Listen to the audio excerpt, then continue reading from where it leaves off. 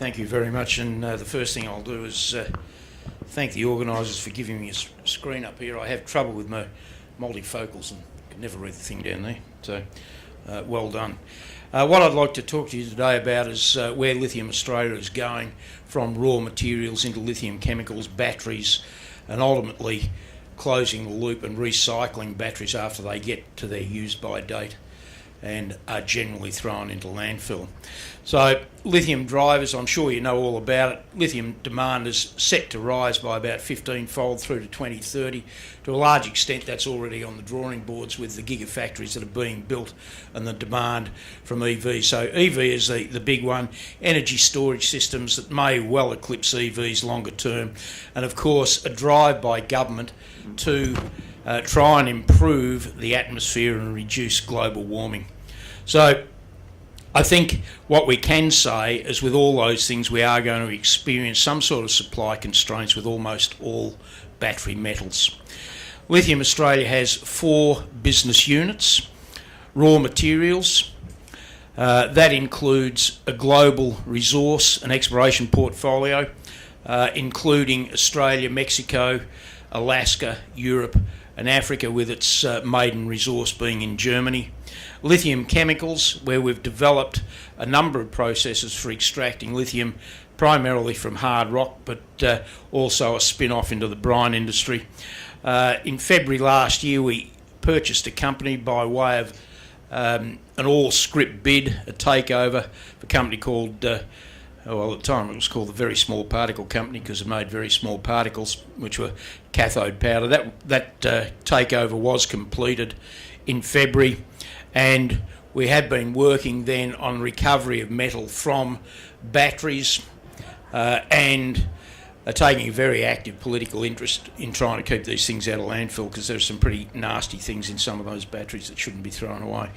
So each of these divisions is capable of contributing significantly to the sustainability of the energy industry, energy storage and lithium-ion batteries that go into EVs.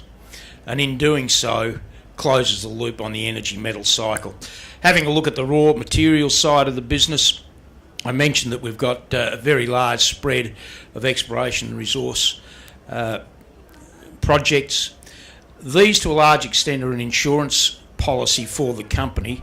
We see today more lithium being discharged into tailing streams around the world than ever gets into the supply chain, and on that basis it's hard to say that there's actually a justification for digging another hole. What we should be doing is getting greater utilisation out of the resources that we've got, processing those materials that are discharged and producing battery metals out of them. However, if you commit to a significant capital expenditure in any location and you're tied to the economics of someone else's tailings or a product that is not the product that you're selling, you've inevitably got a flaw in your business plan, and that is if they go out of business because of the economics of another commodity, you'll go with them.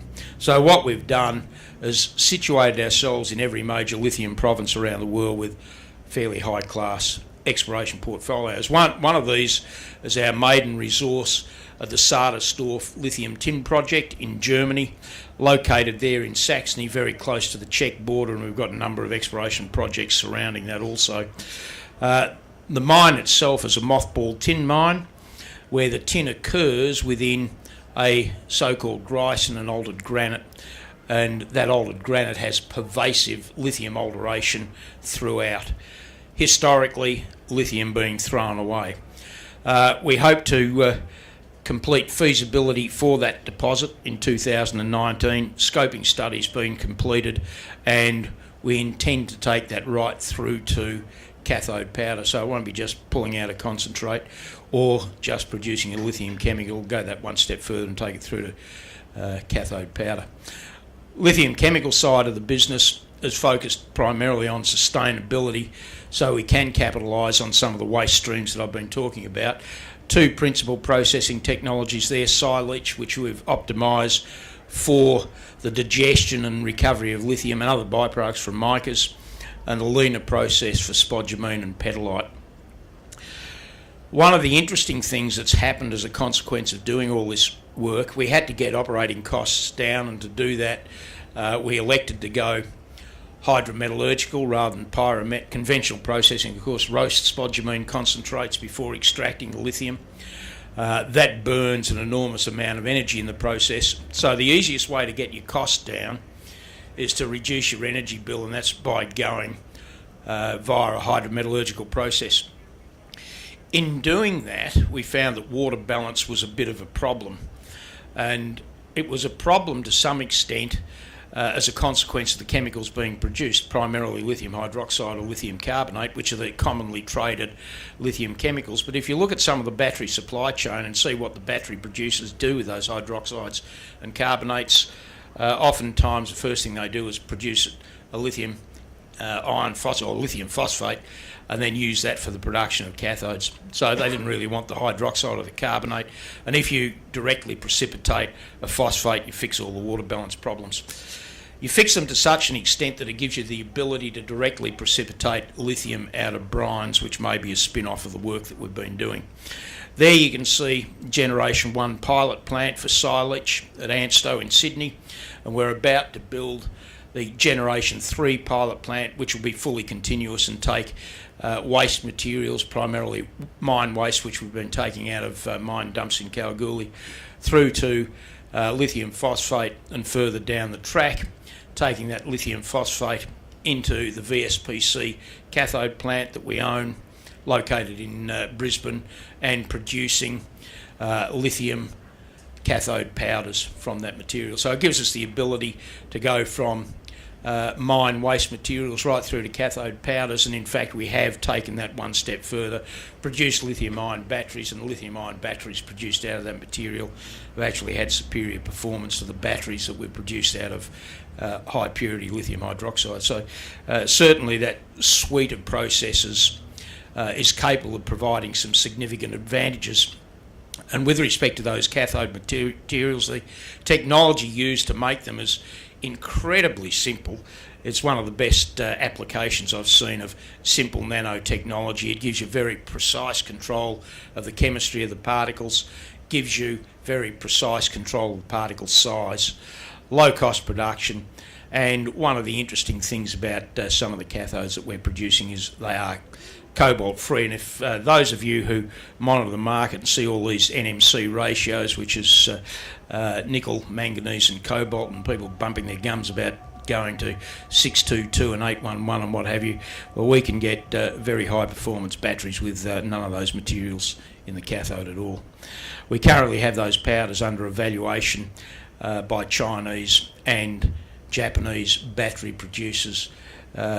Very successful so far. They're all coming back for more of the powder. So we're very close to commercialisation, and this is the path that takes it through to that. We're currently doing pre-feasibility. We'll complete feasibility this year and be in a position to commit to first production plant by the end of the year.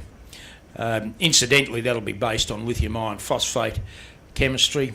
Number of reasons behind that. Intellectual property is one. It's free-to-air chemistry at the moment, and our patents rely on manufacturing technology. They're primarily physical processing. So it gives us an easy route through the intellectual property minefield, and also produces a cathode that has greater longevity, is much less sensitive to thermal overload, doesn't overheat when you charge it or discharge it. And in fact, in China, if you're going to use lithium-ion batteries for transporting people in things like trains, trams, buses, they mandate lithium-ion phosphate batteries for that application because they're inherently safe. Once those batteries, of course, have been used, and I bet everyone in this room does it, their mobile phone will be probably sitting in their bottom drawer, or your batteries will have been thrown out in your dustbin at home and haven't gone for recycling.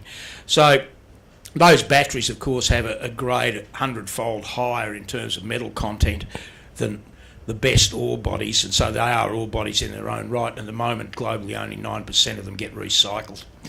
Conventional processes for recycling, which take place in Belgium, in South Korea and China, don't recover the lithium.